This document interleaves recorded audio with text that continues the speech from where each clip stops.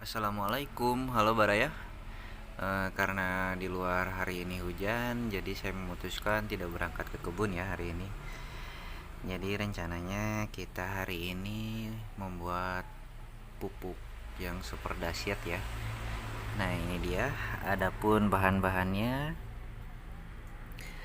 air rebusan kentang ya, dan juga gula merah. Dan di sini juga kita punya nanas. Nah kebetulan istri saya lupa masak ini waktu itu, masih ada daging sapi ya, daging sapi kurban, jadi ini gratis tis tis tis. Nah, di sini juga ada yang geli-geli sedap. Ulat Jerman ya, terus ada susu fermentasi dan juga air beras. Oke, kira-kira Baraya ada yang bisa tebak gak saya mau bikin pupuk apa ini? Kalau gitu saya akan coba jelaskan satu-satu ya, kenapa saya menggunakan daging sapi.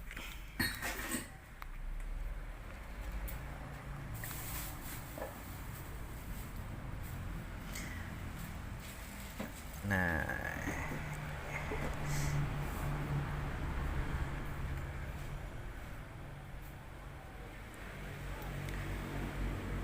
ternyata daging sapi ini ngeri juga ya teman-teman. Dan kandungannya itu sangat sangat baik untuk tanaman ya. Karena dalam 100 gram ya. Dalam 100 gram daging sapi itu terdapat kalsium sekitar 11 mg, fosfornya 170 mg. Gila ya, itu hanya dalam 100 mg lah teman-teman, dalam 100 gram daging sapi ya. Dan teman-teman tahu sendiri, fosfor ataupun fosfat itu sangat baik untuk pertumbuhan batang dan juga perakaran. Di sini juga terdapat kalium sekitar 370 mg teman-teman ya. Dan teman-teman juga tahu kalau kalium itu baik sekali untuk merangsang pembuahan. Dan juga di sini terdapat unsur-unsur mikro juga ya, seperti tembaga 4,5 mg, ada seng juga 5,2 mg. Dan yang paling mengejutkan di sini juga ada tiamin ya, atau vitamin B1. Yang bagi teman-teman yang belum tahu, vitamin B1 itu berfungsi untuk merangsang perakaran ya, atau juga bisa berfungsi sebagai anti stres pasca pindah tanam, atau misalnya teman-teman membeli tanaman online yang berhari-hari di perjalanan, bisa disiram dengan tiamin atau vitamin B1 ya, untuk mencegah stres atau mempercepat proses tanaman beradaptasi pasca pindah tanam ya. Oke, di sini juga kita ada nanas ya. Kenapa saya menambahkan nanas? Selain ada unsur-unsur hara yang dibutuhkan tanaman juga, dan bisa teman-teman lihat di sini kulitnya saya tidak buang ya, karena untuk menambahkan unsur nitrogen di dalamnya. Dan yang paling penting kenapa saya menambahkan nanas? Karena di dalam nanas itu terdapat enzim bromelin ya, kalau tidak salah lebih tepatnya, yang dapat mengurai struktur molekul pada protein yang terdapat pada daging sapi ini ya teman-teman. Jadi untuk mempercepat proses penguraiannya ya, lebih cepat menjadi pupuk maksudnya. Lebih simpelnya sih seperti itu. Dan selanjutnya di sini kita ada air cucian beras ya. Kalau air cucian beras ini saya rasa sudah tidak asing lagi ya di dunia pertanian. Banyak sekali channel-channel yang menggunakan air cucian beras ini. Ada yang menggunakannya untuk pembuatan jakaba, POC dan lain sebagainya. Dan bisa teman-teman ketahui kenapa banyak sekali yang memilih air cucian beras ini dijadikan untuk POC, karena karena di air cucian beras ini banyak sekali mengandung vitamin B1 ya, yang tadi saya sudah jelaskan fungsi vitamin B1 atau tiamin ini terdapat 70% ya kurang lebihnya, dan juga ada unsur mikro seperti mangan, dan yang paling mengejutkan sih ada fosfor yang lumayan besar sekitar 50% ya. Jadi ini sangat bagus sekali untuk masa vegetatif. Dan selanjutnya di sini juga kita punya susu fermentasi. Kenapa saya memilih susu fermentasi ini? Selain susu yang banyak diketahui mengandung kalsium, yang saya butuhkan di sini adalah bakterinya ya, karena mengandung bakteri lactobacillus yang dapat mengurai bahan-bahan yang ada di sini agar lebih cepat menjadi pupuk yang dapat diserap oleh tanaman. Oke, sekian pengenalan bahan-bahannya. Lanjut ke proses pembuatannya yuk.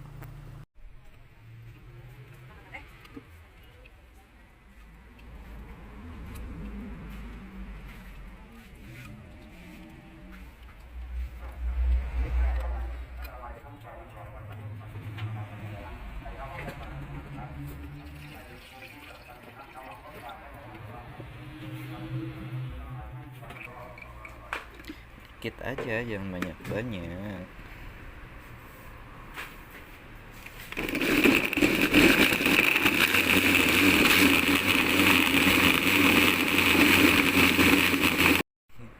Kita dikit-dikit aja ya guys ya. Kita cari wadah dulu. Takutnya blendernya nggak kuat.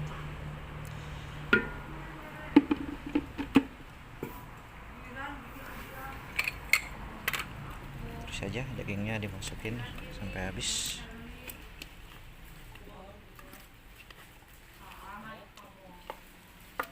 Atau yang pakai yang keras-keras dulu, yang lembut-lembut belakangan.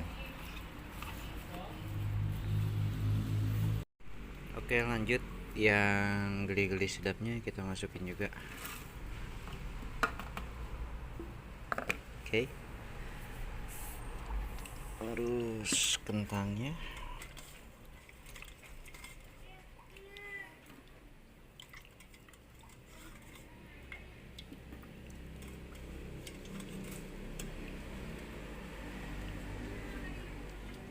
udah kayak ini ya, resep ala-ala perindapan ke tangan semua. Dikit-dikit aja, nggak usah banyak-banyak.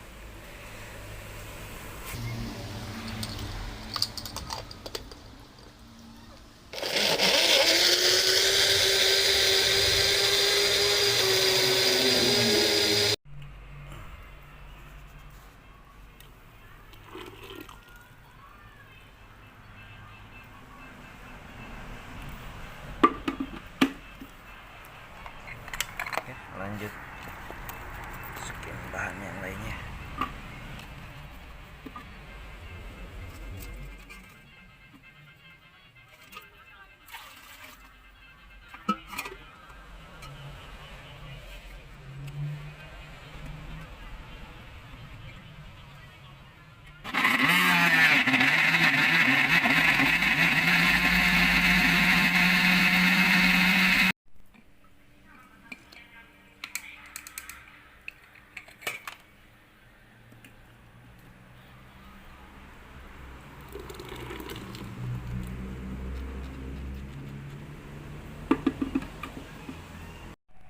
Oke Baraya, setelah semua bahan dihaluskan, kita masukkan ke dalam jerigen ya. Santai aja.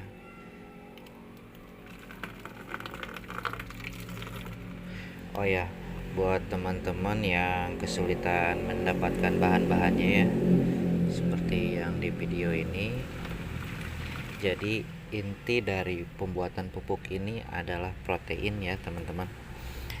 Dan protein itu bisa didapatkan dari mana saja. Contoh, kalau misalnya di lahan teman-teman banyak sekali hama pikicot, itu juga bisa. terus yang mungkin kebetulan lagi nanam padi, ada keong mas, itu juga bisa. Dan protein itu tidak hanya didapatkan dari hewani saja ya teman-teman. Teman-teman juga bisa dapat dari tumbuhan, contohnya kacang-kacangan, daun kelor tuh bisa tuh, bagus banget daun kelor kandungannya. Sampai di luar negeri daun kelor dibilang tanaman ajaib ya, karena saking dahsyatnya nutrisi yang dihasilkan atau yang terdapat di daun kelor. Mau yang lebih simpel, kalau nggak ada kacang-kacangan, teman bisa pakai tempe tuh. Tempe kan murah ya, pakai tempe kan proteinnya tinggi banget, hampir setara dengan daging sapi loh teman-teman ya. Terus kalau untuk yang nggak punya nanas nih, aku nggak nanam nanas atau mau beli nanas jauh misalnya kan, mungkin yang ada pohon pepaya bisa juga tuh buah pepayanya, karena sama-sama mengandung enzim ya, enzim yang bisa mengurai protein.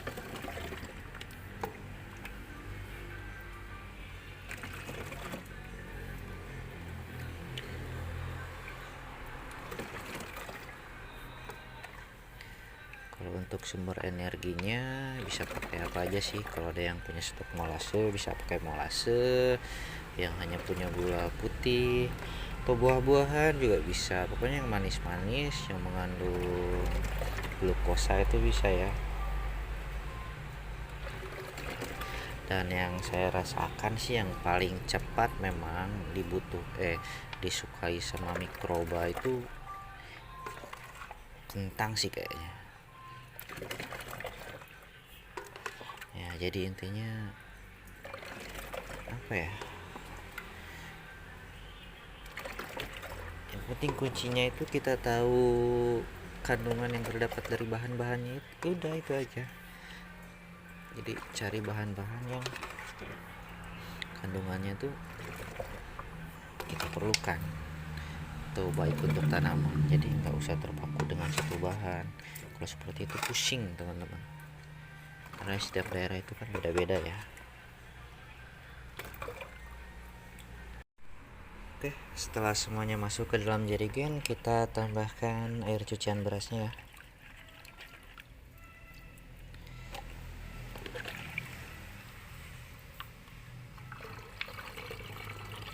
Ya teman-teman, kalau bisa sisain sedikit ruang ya, segini aja kayaknya.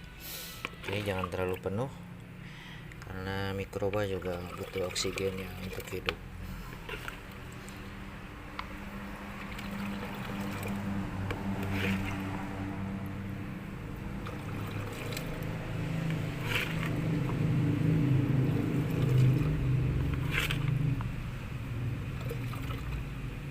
Oke, selesai. Yang terakhir, ini yang paling penting, bakterinya teman-teman. Ini yang nanti mengurai atau merubah atau merombak bahan-bahan yang ada di dalam sini untuk siap diserap oleh tanaman ya teman-teman. Kalau nggak punya ini, kebetulan ada stok M4, M21 boleh teman-teman ya. Malah itu lebih bagus karena ada beberapa bakteri yang baik juga untuk tanaman, dan memang itu juga untuk diperuntukkan untuk tanaman ya teman-teman. Karena saya stok M4 nya udah habis, saya pakai ini aja teman-teman ya, sesimpel itu ya. Nggak ada juga M4 Yakult, maksudnya kebetulan lagi punya singkong tape. Singkong tape juga bisa tuh ya. Jadi jangan dipersulit lah teman-teman bertani itu ya, cerdas-cerdasnya kita aja. Oke, setelah semua dimasukkan, kita tutup ya. Nah, supaya kita nggak sering buka tutup setiap hari, jadi saya modifikasi ya dengan sistem seperti ini. Jadi gas yang dihasilkan fermentasi ini keluar ke sini dan udara yang dari luar tidak bisa masuk karena terhalang oleh air ya. Jadi aman lah, tidak terkontaminasi. Nah, setelah ini kita simpan di tempat teduh ya, tidak terkena cahaya matahari secara langsung. Tunggu kurang lebih 2 sampai 3 minggu, bahkan makin lama makin bagus. Kalau udah baunya enak bisa tambahkan lagi gula. Bahkan kalau pengen sampai ke beberapa tahun bisa ditambahkan gula yang banyak supaya bakteri yang ada di dalam ini dorman dan